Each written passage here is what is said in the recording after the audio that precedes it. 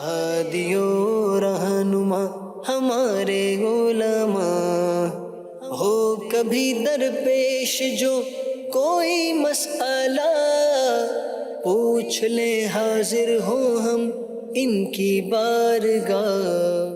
الحمد للہ رب العالمین والصلاة والسلام علی خاتم النبیین، اما بعد فاعوذ باللہ من الشیطان الرجیم، بسم اللہ الرحمن الرحیم، الصلاة والسلام علیک یا رسول اللہ وعلی آلک واصحابک یا حبیب اللہ، الصلاة والسلام علیک یا نبی اللہ وعلی آلک واصحابک یا نور اللہ۔ مدنی چینل کے ناظرین، پروگرام دارالافتاء اہل سنت میں آپ کو خوش آمدید کہتے ہیں۔ اللہ پاک ہم سب کو دین اسلام کی احکامات سیکھ کر سمجھ کر ان پر عمل پیرا ہونے کی توفیق عطا فرمائے۔ ہمارے پیارے رسول صلی اللہ تعالی علیہ وآلہ وسلم کا فرمان عظمت علی شان ہے، من صلی علیہ صلاۃ کتب اللہ لہ قراۃ والقراۃ مثل احد، فرمایا جو مجھ پر ایک بار درود بھیجے اللہ اس کے لیے ایک قرات اجر لکھ دیتا ہے، اور یہ ایک قرات احد پہاڑ کی مثل ہے۔ صلو علی الحبیب صلی اللہ تعالی علی محمد صلی اللہ علیہ وآلہ وسلم۔ آج کے اس پروگرام میں ہمارے ساتھ شامل ہیں مفتی محمد سعید رضا اطہری صاحب، ان کو بھی خوش آمدید کہتے ہیں۔ کیسے مزاج گرام؟ جی الحمدللہ علی کل حال۔ ماشاء اللہ۔ پڑھتے ہیں، ہمارے پاس کچھ ویڈیو سوالات بھی ہیں اور دیکھتے ہیں ہمارے ناظرین کیا پوچھ۔ میرا نام رفیق الدین ہے، میں شافعہ سے تعلق رکھتا ہوں۔ مفتی صاحب، آپ سے یہ سوال ہے کہ اگر کسی نے جان بوجھ کر جھوٹی گواہی دی تو اس کا کیا حکم ہے؟ جھوٹی گواہی دینا، استغفر اللہ۔ دیکھیں، جھوٹی گواہی دینا یہ کبیرہ گناہ ہے، حرام ہے، اور ایسا شخص جہنم کا حقدار ہے۔ اس کی مذمت قرآن و حدیث میں آئی ہے، اور حدیث پاک میں ہے کہ آپ علیہ الصلوۃ والسلام نے ارشاد فرمایا، مفہوم ہے کہ جس نے جھوٹی گواہی دی کہ جس کی وجہ سے کسی مسلمان کا جو ہے مال ہلاک ہو گیا یا کسی کا خون بہایا گیا اس کی جھوٹی گواہی کی وجہ سے، تو اس نے اپنے اوپر جہنم کو، یعنی جہنم کے عذاب کو واجب کر دیا۔ اللہ اکبر۔ لہذا ایسا شخص گناہ گار ہے، کبیرہ گناہ ہے، اور اس پر لازم ہے کہ اپنے اس فعل سے جو ہے وہ سچی توبہ کرے۔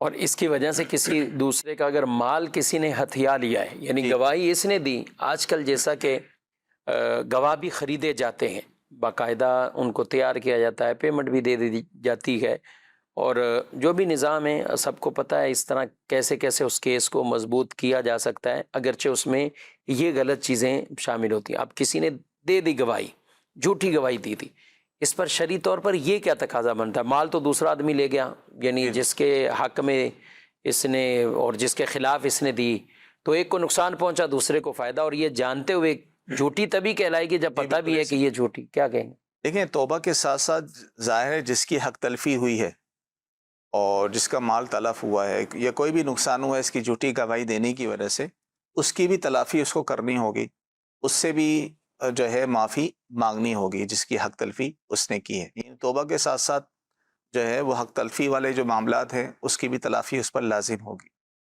ایک حدیث پاک میں یہاں تک فرمایا گیا، جو شخص لوگوں کے ساتھ یہ ظاہر کرتے ہوئے چلا کہ یہ بھی گواہ ہے حالانکہ وہ گواہ نہیں ہے، تو وہ بھی جھوٹے گواہوں کے حکم میں ہی، یعنی اتنی اس کی مذمت ہے کہ گویا کہ ان کے ساتھ چلنے والا ایک طرح کا یہ ظاہر کر رہا ہے کہ میں گواہ ہوں اس کا۔ بعض اوقات ظاہر جھوٹی گواہی میں قسم بھی دلوائی دی جاتی ہے، ہاں، حلف قسم کہ میں جو کہوں گا سچ کہوں گا، اس پر قسم اٹھاتے ہیں باقاعدہ، اور جھوٹی قسم یہ الگ ایک کبیرہ گناہ، اس کا وبال الگ ہے کہ یہ جھوٹی قسم جو ہے یہ گھروں کو بھی ویران کر دیتی، اتنا سخت کبیرہ گناہ۔ یعنی ایک جھوٹی گواہی دینے والا جو ہے کئی گناہ میں شریک ہو جاتا ہے۔ یہ تو جھوٹی گواہی دینا الگ، جھوٹا حلف اٹھایا الگ، لوگوں کی جو اس نے حق تلفی کی، جتنے لوگوں کی اس کی وجہ سے لوگوں کا مال تلف ہوا یا کوئی بھی نقصان پہنچا، وہ حق تلفی حقوق العباد کے معاملات وہ الگ ہیں، تو ہر ایک سے اس کو معافی مانگنا جو ہے وہ لازم ہوگا۔ اللہ پاک کافی سلامتی عطا فرمائے، اور دین اسلام کی تعلیمات کو ناظرین کرام ہر جگہ ہمیں یاد رکھنا ہے، اور انہی دین کی ہی تعلیم کو ہی ہمیں فالو کرنا ہے۔ اس میں کوئی کسی قسم کی نہ رشتہ داری دیکھنی چاہیے، اس میں نہ اپنی دوستی دیکھنی چاہیے، نہ کوئی ایسے تعلقات کہ جب اللہ اور اس کے رسول کی نافرمانی والا کام ہے تو پھر کسی اور کی اطاعت نہیں کی جائے گی، پھر کسی اور کی بات کو مانتے ہوئے یہاں نافرمانی کا ارتکاب یہ نہیں کیا جائے گا، وہاں اللہ تعالیٰ کی اور اللہ کے پیارے نبی صلی اللہ علیہ وسلم کی ہی اطاعت وہ لازم رہے گی اور وہی کرنی ہے۔ ایمان والوں کی جو صفات قرآن پاک میں بیان فرمائی ہیں، اچھی صفات ان میں ایک یہی والذین لا یشہدون الزور، کہ وہ جھوٹی گواہی نہیں دیتے، یعنی یہ ایک ان کی جو صفات میں سے کچھ چیزیں ایسی ہیں کہ جن پر عمل کرنا اور کچھ چیزیں ایسی کہ جن کو ترک کرنا، جن کو چھوڑ دینا۔ تو ایمان والوں کی جو صفات بیان کی ان میں ایک اچھی صفت یہ کہ وہ ایسے کاموں سے اپنے آپ کو بچاتے ہیں اور وہ جھوٹی گواہی نہیں دیتے۔ مزید کون؟ میرا نام سید محمد انوار حسین گیلانی ہے، میں باولپور سے بات کر رہا ہوں۔ میرا مفتی صاحب کی بارگاہ میں یہ سوال عرض ہے کہ جمعے کی دوسری اذان کا جواب دے سکتے ہیں؟ جزاک اللہ خیرہ۔ جی، جمعۃ المبارک دوسری اذان کا جمعۃ المبارک کی جو دوسری اذان ہے یہ خطبے سے پہلے دی جاتی ہے، اس کو دوسری اذان کہتے ہیں۔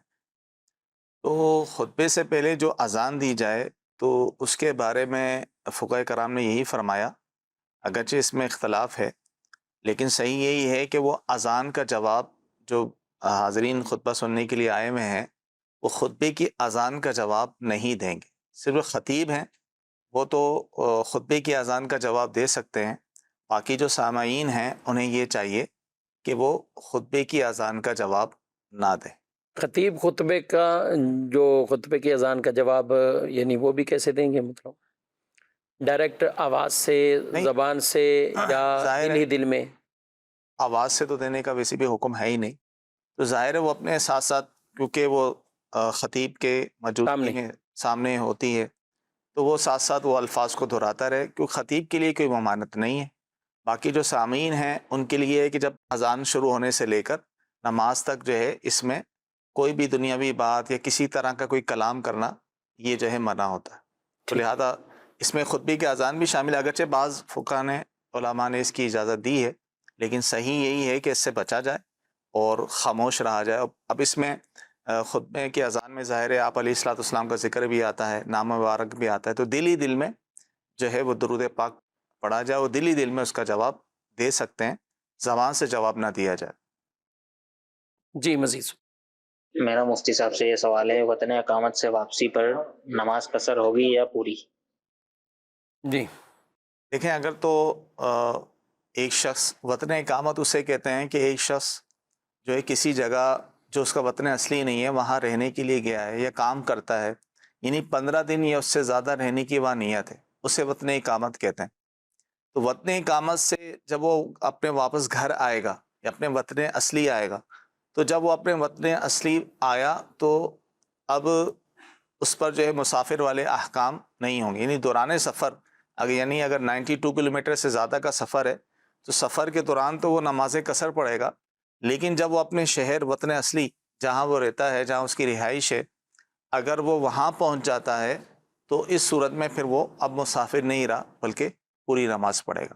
اب اس میں یہ نہیں دیکھا جاتا کہ وطن اصلی میں کتنے دن آیا، چاہے وہ ایک دن کے لیے بھی آیا ہو، اپنے شہر آ چکا تو اب وہ مسافر نہیں رہا بلکہ مقیم ہے، پوری نماز پڑھے گا۔ یہاں پوری نماز پڑھے گا۔ جی مزید؟ میرا صاحب سے سوال یہ ہے کہ کھڑے ہو کر درود و سلام پڑھنے کی شرعی حیثیت؟ جی، کھڑے ہو کر درود و سلام، کھڑے ہو کر درود و سلام پڑھنا بالکل جائز ہے، اس میں کوئی حرج نہیں، کوئی ممانعت نہیں ہے۔ دیکھیں، قرآن پاک میں مطلقاً درود و سلام پڑھنے کا حکم آیا ہے کہ یا ایھا الذین آمنوا صلو علیہ وسلموا تسلیما، صحیح۔ کہ ایمان والو تم جو ہے آپ علیہ الصلوۃ والسلام پر خوب درود و سلام پڑھو۔ تو اس میں نہ کوئی وقت کی قید ہے، نہ کھڑے ہو کر، نہ بیٹھنے کی، نہ کس طرح کی اس طرح کی کوئی قید نہیں ہے، تو لہذا شرعی طور پہ کھڑے ہو کر درود و سلام پڑھنا بالکل جائز ہے، مستحسن عمل ہے۔ عمومی طور پہ ہمارے ہاں رائج یہی ہے کہ جمعہ کے دن، جمعہ کی نماز کے بعد اجتماعی طور پہ لوگ جو ہے کھڑے ہو کر درود و سلام بھیجتے ہیں آپ علیہ السلام کی بارگاہ میں، تو یہ بالکل جائز اور مستحسن عمل ہے، مستحب عمل ہے، اس کی شرعاً کوئی ممانعت نہیں۔ ٹھیک ہے۔ اور جیسے ہمارے یہاں عام طور پہ مسلمان درود و سلام کے لیے جمعۃ المبارک کے بعد بات کریں تو اہتمام سے کھڑے ہو کر تعظیماً درود و سلام پڑھتے ہیں، تو اس میں کوئی شرن ظاہر ہے کسی طرح کا مذائقہ نہیں، کوئی مذائقہ نہیں۔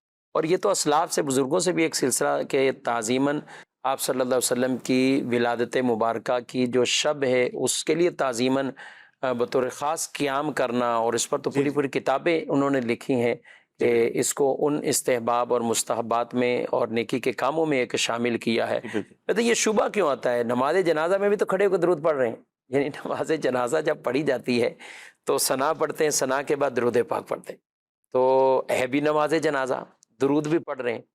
نماز جنازہ میں کھڑے ہو کے پڑھا جا رہا ہے، اتحیات میں بیٹھ کے پڑھا جا رہا ہے، دوزانوں پڑھا جا رہا ہے، یا نماز میں پڑھا جا رہا ہے السلام علیکہ ایہا النبی ورحمۃ اللہ وبرکاتہ، پھر آگے درود ابراہیمی بھی پڑھا جا رہا ہے۔ تو جس عمل کو عین نماز میں کھڑا ہو کر پڑھنا یہ بھی ثابت، بیٹھ کر پڑھنا یہ بھی ثابت، اور ہے بھی نماز کی کیفیت میں، تو جب نماز سے باہر ہوگا تو پھر کیوں کسی طرح کا شبہ اس میں آ جاتا ہے؟ اصل میں اس میں جو ہے نا وہ قیام تعظیمی اصل اس پر اعتراض ہوتا ہے کہ بھئی تعظیماً یہ کھڑا ہونا، اس کو شاید یہ سمجھ رہے ہوتے ہیں کہ بھئی تعظیم تو صرف اللہ تعالیٰ کی بارگاہ میں جو ہے کھڑے ہوں گے تو پھر وہ ہوگا۔ معاذ اللہ بعض لوگ اپنی جہالت کی بنا پہ اس کو شرک یا اس طرح کے پہ لگا رہے ہوتے ہیں، حالانکہ ایسے لوگ نہ شرک کی تعریف کو جانتے ہیں نہ شرن بدعت کی تعریف کو جانتے ہیں۔ تو لہٰذا قیام تعظیماً بھی اگر کوئی کھڑا ہوتا ہے تو تعظیم کا تو ویسے ہی حکم آیا آپ علیہ الصلوۃ والسلام کی تعظیم و توقیر کا، تو تعظیم و توقیر کے وہ تمام طریقے جس میں شرن کوئی ممانعت نہ ہو وہ تمام طریقے اپنائے جا سکتے ہیں، اور یہ ہمارے اسلاف کا شروع سے ہی صدیوں سے مسلمانوں کا طریقہ رہا ہے۔ وہ جو چیز مسلمانوں میں رائج ہو، وہ حسن ہو، اچھا سمجھتے ہوں، اللہ کی بارگاہ میں وہ چیز حسن ہوتی ہے، اچھی ہوتی ہے۔ ٹھیک ہے، مزید سوال۔ حافظ مزمل اتاری، مفتی صاحب آپ سے سوال یہ ہے کہ کیا بیوی شوہر کی اجازت کے بغیر گھر کے سامان کو بیچ سکتی ہے؟ بیوی شوہر کی اجازت کے بغیر سامان کون سا ہے، اور تھوڑی سی اس کی بھی وضاحت ہو جاتی۔ اب ایک ہے گولڈ بیچنا، زیور بیچنا، اچھا، اور ایک ہے نارمل کوئی ساز و سامان گھر کے اندر، ایسی بھی کوئی چیزیں ہوتی ہیں۔ بہرحال دونوں طرح کے آپ کو بیان کریں۔ دیکھیں سامان دونوں طرح کے ہو سکتے ہیں، اور ایک تو وہ سامان ہوتا ہے جو عورت اپنے ساتھ جہیز میں لے کر آتی ہے، تو جہیز میں جو لے کر آتی ہے وہ سامان اس کی ملکیت ہوتا ہے، شرعی طور پہ اس کے مالک ہوتی ہے۔ اسی طرح جو اس کے پاس زیورات ہوتے ہیں، چاہے وہ اس کو اپنے میکے کی طرف سے ملے ہوں یا سسرال والوں کی طرف سے ملے ہوں، میکے کی طرف سے ملے ہیں وہ تو ظاہر عورت کی ملکیت ہوتے ہیں، اور سسرال والوں کی طرف سے زیورات ملتے ہیں وہ بھی عمومی طور پر عورت کی ملکیت ہوتے ہیں، لیکن بعض جگہ جو ہے عورت کو اس کا مالک نہیں بنایا جاتا۔ تو جو سامان اگر عورت کی ملکیت ہے تو ظاہر ہے اس کا بیچنا جائز ہے، اگر شوہر کی اجازت کے بغیر بھی بیچتی تو گناہگار نہیں ہوگی، لیکن پھر بھی گھر کا ماحول سازگار رہے اور آپس کے معاملات خراب نہ ہوں تو شوہر کو اعتماد میں لے لینا لے چاہیے۔ کر بیچے۔ اور جو چیزیں شوہر کی ملکیت ہیں تو ظاہر ہے یہ بدیہی سی بات ہے کہ جو شوہر کی ملکیت ہے تو ان کی اجازت کے بغیر بیچنے کی شرعاً اجازت نہیں ہوگی۔ ہاں اگر پہلے سے شوہر نے اجازت دی ہو یا پتہ ہو، انڈرسٹینڈنگ اس طرح کی ہے کہ شوہر جو ہے اس کی ممانعت نہیں کرتا، اس کی رضا اس میں شامل ہو، ایک الگ بات ہے، لیکن اگر اس کی انڈرسٹینڈنگ اس طرح کی نہیں ہے تو کوئی بھی چیز جو شوہر کی ملکیت ہوگی تو وہ شوہر کی اجازت کے بغیر بیچنے کی اجازت نہیں ہوگی شرعی طور پر۔ یعنی یہ جائز بھی نہیں ہے، اور ہے جب شوہر کی ملکیت اگر بیچ بھی دی ہے تو وہ جو کچھ ہے اس کا تاوان دینا پڑے گا۔ اگر شوہر اس پر راضی نہیں ہوتا تو ظاہر ہے پھر وہ جو بھی صورتحال بنے وہ بنے۔ اور جیولری میں خاص طور پر ان بیویوں کو بھی، گھر کی خواتین کو اس طرح کا ضرور یہ ہونا چاہیے کہ جیولری بیچنی ہے، زیور بیچ رہے ہیں تو چاہے بھلے وہ خاتون کا بیوی کا ہی ملکیت کیوں نہ ہو، بھلے جہیز والا ہی ہے، والدین کی طرف سے ملا ہوا ہے، لیکن شوہر کے علم میں ہے کہ یہ چیز ان کے پاس ہے تو پھر اعتماد میں لینا چاہیے، اور اعتماد میں لے کر ہی اس چیز کو بیچا جائے۔ کچھ ایسی بھی ہوتی کوئی نارمل چیزیں ہیں کہ جس کو شوہر کو اس سے کوئی لینا دینا نہیں ہے۔ اب آپ کو پتہ ہے کچھ کپڑے بھی بیچ دیتے ہیں، استعمال والی کپڑے بھی بیچ دیتے ہیں، یا کچھ اور معمولی چیزیں ہوں۔ اچھا بعض کا تو کپڑے نہیں بیچے جاتے لیکن کسی غریب کو صدقہ کر دیے جاتے ہیں، اچھا وہ چاہے شوہر کے بھی کپڑے ہوں، بچوں کے بھی کپڑے ہوں، تو اس میں کیا آپ کہتے ہیں؟ دیکھیں عمومی طور پہ اس طرح کی جو ہوتی ہیں نا چیزیں، جیسے بعضوں کا چپلیں جو پرانی ہو جاتی ہیں وہ بیچی جاتی ہیں، اس کی جگہ برتن لے لیے جاتے ہیں، یا پرانے کپڑے دے کر جو ہے کچھ چیزیں جو باہر آ رہے ہوتے ہیں بیچ رہے ہوتے ہیں. جی ہاں صحیح. تو عمومی طور پہ وہاں تو شور کے عمومی طور پہ اجازت ہوتی ہے، کیونکہ اس کے استعمال میں ہے ہی نہیں. جو پرانی چیزیں ہیں ویسی اس کو بیچنا ہے، تو انڈر اس کی اجازت جو ہے وہ شور کی طرف سے شامل ہی ہوتی ہے دلالتاً، تو اس میں بیچنے میں حرج نہیں. اچھا، ایک ہے بیچنا ہے کہ اس کو صدقہ کر دینا، یعنی بیچنے میں تو کچھ عوض آ رہا ہے، چاہے برتن آ رہا ہے یا کچھ اور چھوٹی موٹی چیزیں مل رہی ہیں. ایک ہے ویسے ہی وہ اٹھائیں اور کسی غریب کو دے دیں، یا اپنے رشتہ داروں میں بھی بعض ایسے ہوتے ہیں کمزور ہوتے ہیں، تو ان کے لیے وہ اتنی وہ چیز ویلیو نہیں رکھتی، لیکن اس کے لیے ویلیو رکھتی ہیں. بالکل ایسے ہی. کیا اس میں پھر یہ ہے کہ جو اپنی چیزیں اس میں تو دینے میں حرج نہیں ہے، لیکن شوہر کی چیزیں ہیں جیسے کپڑے وغیرہ صدقہ کرنا ہے، کوئی ایسی چیز صدقہ کرنا ہے، تو بہتر یہ ہے کہ شوہر کو اعتماد میں لے لیا جائے، ان کو اعتماد میں لے کر پھر وہ صدقہ میں ناظرین کرام اچھی سے اچھی چیز صدقہ کرنی چاہیے، یہ تو ہے، اور اپنی پسندیدہ چیز صدقہ کرنے کے دائرے فضائل بھی بیان کیے گئے اور حکم قرآنی بھی موجود ہے. لن تنالوا البر حتی تنفقوا مما تحبون، کہ تم ہرگز نیکی کو نہیں پا سکتے جب تک وہ خرچ نہ کرو جسے تم پسند کرتے ہو، محبوب رکھتے ہو. تو کوشش یہی کرنی چاہیے. لیکن استعمال والی چیزیں بھی صدقہ کی جا سکتی ہیں. پاکستان کے کئی شہروں میں اگر ہم دیکھتے ہیں تو سردی کے کئی ایسے کپڑے، لباس، ملبوسات، شوز یا دیگر اور ایسی چیزیں تو ہمیں چاہیے جو ہمارے استعمال میں نہیں ہیں، سال سے رکھی رہتی ہیں، کچھ نکالتی نکالا پھر اس کو دوبارہ رکھ دیا سمیٹ کر، آئندہ سال کام آ جائے گا. تو اگر آپ کی ضرورت سے یہ زائد چیزیں تو یہ بھی آپ دیں، آپ کسی نہ کسی غریب کو دے دیں، اور تاکہ اس کے لیے سردی سے بچنے کے وہ اسباب ہو جائیں. تو یہ بھی ایک نیکی ہے، کر سکتے ہیں یہ استعمال شدہ. یعنی کہ بعض لوگوں کو غصہ ہو رہا تھا کہ اچھی چیز تو دے نہیں رہا، تو اب یہ بھی نہیں کرتے صدقہ، کہ شاید یہ صدقہ قبول نہیں ہے یا کیا ہے، یا گھٹیا چیز ہم دے رہے ہیں ایک طرح کی. نیت پر اس پر دار و مدار ہے، انما الاعمال بالنیات.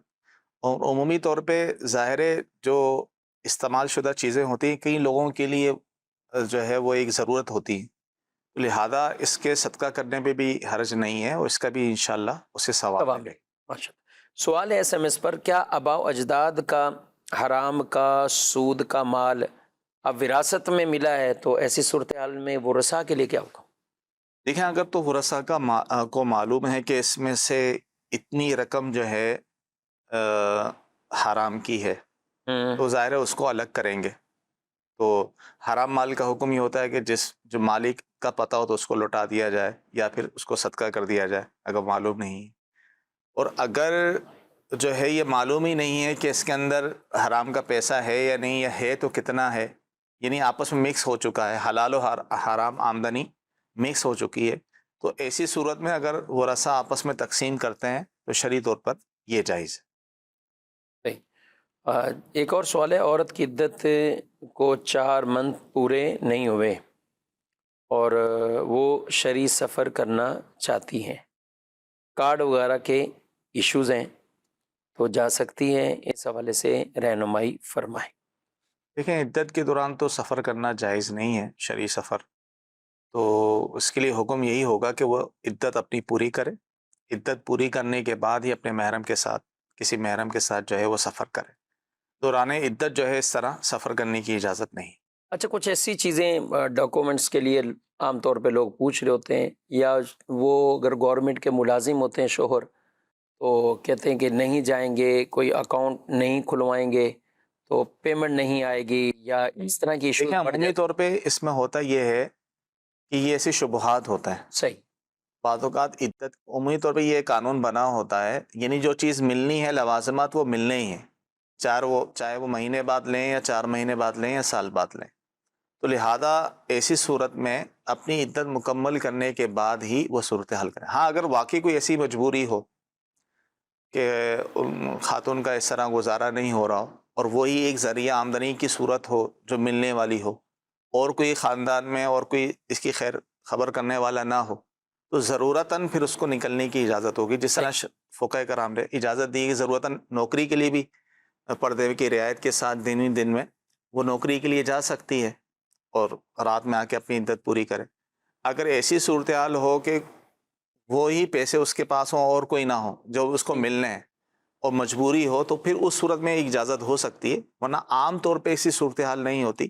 وہ چیز بعد میں بھی مل جاتی ہے، عورت کا گزارا ہو رہا ہوتا ہے، دیگر رشتہ دار جو ہے یا شوہر کا دیگر مال ہوتا ہے اس کے ساتھ معاملہ چل رہے ہوتے ہیں، اگر ایسی صورتحال ہو تو پھر عدت کے دوران نکلنے کی اجازت نہیں ہوگی۔ بس یہ لوگوں کو ہو رہا ہوتا ہے کہ یہ 4 مہینے کہیں ایسے نہ گزر جائیں اور اس کو بھی ہم کام میں لے لیں، اور یہ کام جو 4 مہینے بعد وہ پینشن یا دیگر جو بھی ریٹائرمنٹ کے آگے وہ کریں گے تو وہ پہلے سے ہی وہ پیسے مل جائیں، یعنی پیسے تو وہ مل جاتے ہیں، جی اور درخواست بھی کہیں دے دی جائے اداروں میں جیسے یہ، تو وہ بھی ویلڈ ہوتی ہے کہ ٹھیک ہے آپ عدت کے بعد یہ معاملات وہ کر لیں۔ اچھا، بیماری کا کبھی عذر آ جاتا ہے، اب ہے عدت میں ہے، اور کئی ایسی مریضہ بھی ہوتی ہیں کہ آپریٹ تک بھی معاملہ، کسی کا کوئی اور مرض بھی پہلے سے ہی چل رہا تھا، شوہر کا بھی انتقال ہو گیا، تو اب ایسی صورتحال میں یہ بیماری اپنے علاج معالجے کے لیے گھر سے نکلنے کے لیے، دیکھیں اگر تو گھر میں علاج ممکن ہو تو بہتر ہے گھر میں ہی علاج کروایا جائے، اگر علاج کے لیے گھر سے نکلنا ہی ضروری ہو تو شرعی طور پہ اس کی اجازت ہے کہ علاج کے لیے وہ نکل سکتی ہے، علاج معالجہ کروا کے اپنا دوبارہ گھر میں آ کر جو ہے وہ اپنی عدت پوری کرے۔ ٹھیک، مزید امام کے پیچھے جب ہم نماز پڑھ رہے ہوں تو الحمد شریف پڑھنی چاہیے؟ جی مزید میرا مفتی صاحب کی بارگاہ میں یہ سوال عرض ہے کہ اگر وضو کرتے ہوئے پاؤں پر ہاتھ نہ پھیریں تو وضو ہو جائے گا؟ جزاک اللہ خیرہ۔ جی، پہلا سوال، امام کے پیچھے سورہ فاتحہ پڑھنی ہے نہیں پڑھنی؟ دیکھیں جب امام کے پیچھے آپ نماز پڑھیں گے نا تو امام کے پیچھے کسی بھی رکعت میں ہم نے قرات نہیں کرنی، یعنی الحمد شریف نہیں پڑھنی، کیونکہ حدیث پاک میں آیا ہے کہ امام کی قرات تمہارے لیے کافی ہے، یعنی امام جو قرات کر رہا ہے چاہے وہ بلند آواز سے قرات کر رہا ہو یا آہستہ، کوئی سی بھی رکعت ہو، چاہے پہلی 2 رکعت ہیں یا آخری 2 رکعت ہیں، مقتدی پر یہ واجب ہے کہ وہ خاموش رہے، اس نے قرات نہیں کرنی، مقتدی کا قرات کرنا جائز نہیں، امام قرات کر رہے ہیں، امام کی قرات تمام مقتدیوں کے لیے یہ کافی ہے۔ پاؤں دھونے کے لیے ہاتھ بھی پھیرنا ضروری ہے یا نہیں؟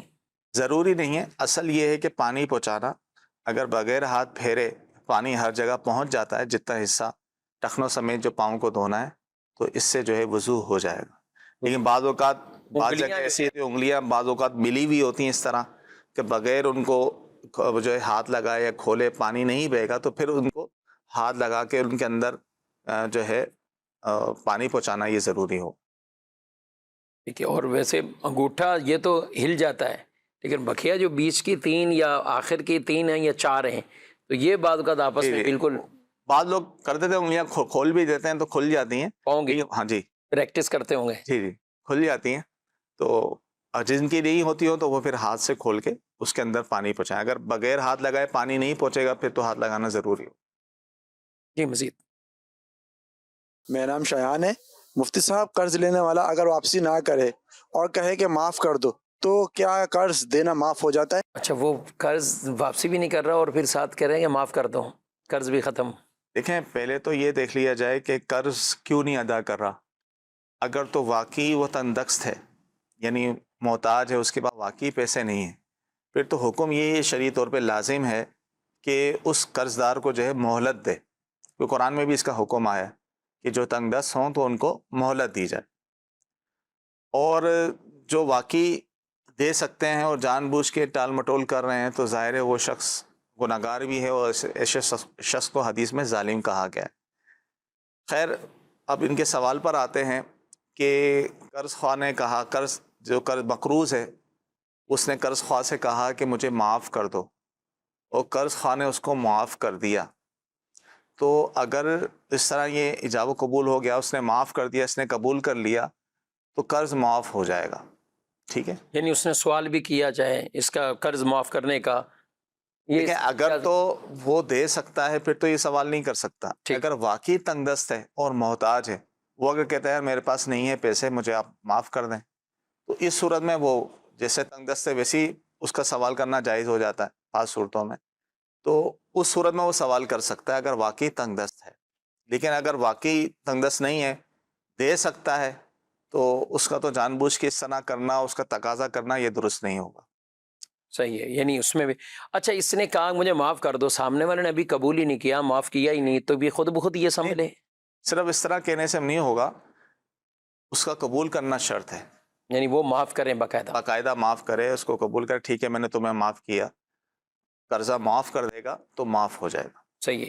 قرضہ جس میں مہلت اور یہ سب چیزیں ہیں، تو اس کے بھی کوئی احکامات ہیں کہ یعنی قرضہ لینے والا بھی اپنی حدود قیودات میں رہ کر قرضہ لے؟ اب ایک شخص کی آمدنی 30,000 ہے، 40,000 ہے، 50,000 ہے، وہ اسی میں اپنے گھر کے معاملات بھی دیکھتا ہے، اور کوئی شادی ہے یا کچھ اور معاملہ، اور اچھا خاصا اس نے 8 لاکھ 10 لاکھ قرضہ یوں اٹھا لیا، یا کسی اور ایسے معاملے کے لیے اٹھا لیا، اور بظاہر اس کو پتہ ہے کہ میرے پاس کوئی، بعد ایسے ہوتے ہیں کہ کوئی BC کھلنے والی ہے، ہم آپ کو پیسے دے دیں گے، فلاں مہینے بونس آنا ہے، میں آپ کو اتنے پیسے ریٹرن کر دوں گا. حالانکہ ہوتا یہ ہے کہ بونس آنے سے پہلے گھر کا نیا خرچہ کچھ اور تیار ہو جاتا ہے کہ وہ بھی معاملہ دیکھنے. لیکن بہرحال اگر اس طرح کی کوئی آمدنی اب یہ بظاہر نہیں ہے اور کسی سے لاکھوں لاکھ قرض لے لیا، تو اب گھر ہے اپنا، سب کچھ ہے، پھر بھی وہ تنگ دست کہلائے گا یا کیا کہلائے گا؟ دیکھیے حتی الامکان تو قرض سے بچنا چاہیے، قرض کے معاملات سے، کیونکہ یہ معاملہ ایسا ہے کہ قرض کیونکہ حق العبد کا معاملہ ہے، تو جب تک قرض خواہ ہے وہ معاف نہ کرے تو معاف نہیں ہوگا. اور حدیث پاک میں ہے کہ ایسے شخص کی آپ علیہ الصلوۃ والسلام نے نماز جنازہ ادا کرنے سے انکار فرما دیا تھا کہ اس پر قرض ہے. تو لہٰذا حتی الامکان قرض سے بچا جائے. اگر ضرورتاً لیا جا رہا ہے تو بقدر ضرورت لیا جائے، اور جب کہ دینے کی استطاعت بھی ہو، اس کو ہو کہ میں بھی بعد میں دے سکوں گا. لیکن پھر بھی بعض اوقات ایسی مجبوریاں آ جاتی ہیں کہ بندہ کا ذہن یہ ہوتا ہے کہ بھائی میں ادا کر دوں گا، لیکن وہ کسی وجہ سے ادا نہیں کر پا رہا ہوتا اور تنگ دست ہو جاتا ہے. تو اگر واقعی وہ تنگ دست ہو گیا ہے اور دینے ادائیگی میں وہ ادا نہیں کر پا رہا وقت پر، تو پھر ایسے شخص کو مہلت دی جائے گی. صحیح، اس کو مہلت دینا پھر لازم ہو. پھر اس کو مہلت لازم ہے. دونوں طرف کے افراد کو اب آپ کو اس میں دیکھنا چاہیے. نبی پاک صلی اللہ علیہ وسلم کی بارگاہ میں ایک ایسا مسئلہ بھی آیا، یعنی دو آپس میں قرض، ایک تقاضا کر رہا ہے اور دوسرا کوئی اپنا عذر بیان کر رہے ہیں. ان کی کچھ آواز بلند ہوئی تو حضور اکرم صلی اللہ علیہ وسلم نے اپنے حجرہ مبارکہ سے دیکھا، باہر ملاحظہ کیا، تو ان سے معاملہ پوچھا کہ کیا ہوا. تو جس نے قرض لینا تھا کہ میں نے ان سے پیسے لینے، رقم لینی، یعنی قرض لینا ہے، تو آپ علیہ الصلوۃ والسلام نے ایک اشارہ فرمایا کہ جس سے ایک طرح کی سفارش فرمائی کہ قرض آدھا کر دو. تو انہوں نے کہا کہ میں نے ایسا کر دیا، یعنی آپ نے اشارہ کیا، میں نے ایسا کر دیا. پھر آپ علیہ السلام نے دوسرے شخص سے کہا کہ آپ اس کا قرض ادا کرو. تو یہ بھی ایک اچھا، یعنی قرض میں یوں ایک طرح کا ڈسکاؤنٹ دیا، یا قرض کی معافی، آدھا قرض معافی کرنے کی سفارش آپ صلی اللہ علیہ وسلم نے فرما دی. تو اگر سامنے حالات کچھ ایسے ہیں کہ جس میں آپ سمجھتے ہیں کہ اتنا معاف کر کے اتنا مجھے بھی وصول ہو جائے گا، تو یہ والی صورت بھی اختیار کرنی چاہیے. لیکن بہرحال قرض جس نے لیا ہے یہ اس کی ذمہ داری ہے، اس نے دوسرے کا پیسہ اپنے ذمے لیا ہے، تو اس کو ضرور اس کی ادائیگی کرنی چاہیے اور اس کی تگ و دو میں رہنا چاہیے. ہمارے نبی صلی اللہ علیہ وسلم نے قرض سے پناہ مانگی ہے، یعنی قرض بظاہر قرض کوئی اچھی چیز نہیں ہے اس طرح، تو آپ صلی اللہ علیہ وسلم نے قرض سے، ہماری تعلیم کے لیے آپ صلی اللہ علیہ وسلم نے قرض سے پناہ بھی مانگی ہے. تو یہ ہمیں حدیث روایت بتاتی کہ بہت زیادہ مجبوری ہو تو ہی آدمی قرض کی طرف جائے، لیکن نارمل حالات میں اس طرح قرض کی طرف جانا نہیں چاہیے. لے لیا ہے تو پھر قرض کی ادائیگی کریں. مزید سوال میرا یہ ہے کہ اشراق کے کوئی نفل؟ جی مزید. مفتی صاحب کی بارگاہ میں یہ سوال ہے، کیا جمعے کی ادائیگی ایسی جگہ ہو سکتی ہے جہاں کوئی اور نماز ادا نہ کی جاتی ہو؟ جی اشراق کے نوافل کے حوالے سے دیکھیں، کم سے کم جو ہے وہ اشراق کے 2 نوافل ہیں، اس سے زیادہ بھی چاہیں پڑھ سکتے ہیں اشراق چارج کے نوافل. اور دوسرا انہوں نے سوال کیا کہ جمعہ کی ادائیگی کے لیے جو ہے وہ مسجد ہونا شرط نہیں. صحیح. ایسی جگہ بھی جمعہ ہو سکتا ہے جہاں کوئی نماز نہ ہوتی ہو، یعنی کوئی بھی فرض نماز کی ادائیگی نہ ہوتی ہو، جیسے خالی میدان میں جمعہ پڑھتے ہیں. تو بعض لوگوں کو یہ کنفیوژن ہوتی ہے کہ جہاں 5 نمازیں ہوں جس جگہ پر وہیں جمعہ قائم ہوگا، اور جہاں 5 نمازیں نہ ہوتی ہوں تو وہاں جمعہ قائم نہیں ہو. ایسا نہیں کہ جمعہ کے لیے مسجد ہونا شرط نہیں، اس کی الگ ایک شرائط ہیں کہ شہر ہونا، شہر فنائے شہر ہو، اذن عام ہو کہ ہر ایک کو وہاں جمعہ قائم یعنی یہ شرائط بھی ایسی ہے کہ اگر ہم غور کرتے ہیں تو کئی جگہوں پر جو جمعہ شروع کر دیا جائے تو اس میں شرائط کی کمی رہ جاتی ہے. جی یعنی اگر اس کا اذن عام کی شرط ہو یا اب مثال کے تو کوئی اپنے گھر میں شروع کر دے, ہاں دروازہ بند کر کے, عام کے مسجد شرط نہیں ہے تو گھر میں ایسے ہی کرنا شروع کر دیں تو وہ دیگر شرائط ہیں. اذن عام ہوگا, ٹھیک ہے نا, ٹھیک ہے. اذن عام ہونا اور دیگر جو شرائط ہیں, شہر ہونا وہ شرط ہے, لیکن مسجد ہونا جمعہ قائم کرنے کے لیے یا ایسی جگہ ہونا جہاں پانچ وقت کی نمازیں ہوتی ہوں, یہ شرعاً ضروری نہیں. ہاں یہ اچھا ہوا آپ نے وضاحت کر دی, ورنہ کئی مارکیٹوں والے تو یہ پوچھتے ہیں کہ مارکیٹ بند ہوتی, فجر کی نماز تو ہوتی نہیں یہاں پہ, اس مسجد میں 4 نمازیں ہو رہی ہوتی ہیں, ظہر اور عصر مغرب عشاء, فجر نہیں ہوتی. تو اب ایسی صورتحال میں وہاں پہ اگر دیگر شرائط پائی جا رہی تو جمعہ ہو جائے گا. جمعہ ہو جائے. ٹھیک ہے. مزید سوال. میرا مفتی صاحب سے سوال عرض ہے کہ ایک اسلامی بہن دوران عمرہ طواف کرتے ہوئے پاؤں میں چوٹ لگی مگر خون نہیں نکلا, پھر صحیح مکمل کر کے نوافل ادا کیے, ابھی بال نہیں کاٹے تھے کہ خون نکل آیا, اس صورتحال میں دم واجب ہوگا یا نہیں؟ جی دیکھیں, اس صورت میں دم لازم نہیں کہ مطلقاً خون نکلنے سے دم نہیں ہوتا, اور ویسے بھی انہوں نے طواف کر لیا تھا, طواف کے بعد سعی کی, سعی کے بعد نفل ادا کرنے کے بعد خون نکلا, تو اس میں کوئی حرج نہیں ہے, ان کا عمرہ ادا ہو گیا. اب وہ اس کے بعد تقصیر کروا لے, عمرے کی ادائیگی مکمل ہو جائے گی. حالت احرام میں خون نکلنے سے کوئی دم لازم نہیں ہوتا. صحیح. ویسے بھی کسی کو چوٹ لگ سکتی ہے, طواف سے پہلے ہی لگ گئی چوٹ, کوئی بھی ایسا عارضہ آ گیا, کوئی چوٹ لگ گئی, پٹی باندھنی پڑ گئی اور یا کچھ اور بھی ہے, تو اس وجہ سے دم کے احکامات نہیں. دم کے احکامات. ٹھیک ہے. مزید سوال. مفتی صاحب, کیا گناہ چھپانا بہتر ہے یا کسی نیک عالم سے جا کر مشورہ کرنا؟ ارشاد فرما دیجیے. جی لیکن حتی الامکان اپنے گناہوں کو چھپانا چاہیے, کہ گناہ کا اظہار کرنا بھی گناہ ہے. ہاں جہاں شرع نے اجازت دی ہے, شریعت نے کوئی شرعی مسئلہ پوچھنے کے لیے جا رہا ہے, تو اس میں بھی کوشش یہی کرے کہ زید بکر کر کے یا کسی کا مسئلہ کر کے پوچھے, اپنے اوپر نہ کرے. لیکن بعض چیزیں ایسی ہوتی ہیں کہ اپنے اوپر ظاہر کرنی ہوتی ہے, جیسے ڈاکٹر کو جو ہے اپنا مرض بتانا ہوتا ہے کہ بھائی یہ میرے ساتھ مرض ہے تو اس کا علاج کرتا ہے. تو بعض صورتیں ایسے ہوتی ہیں کہ کسی عالم مفتی صاحب کے پاس جاتے ہیں تو اپنا مسئلہ ظاہر کرنا پڑتا ہے تاکہ اس کو شرعی رہنمائی ملے.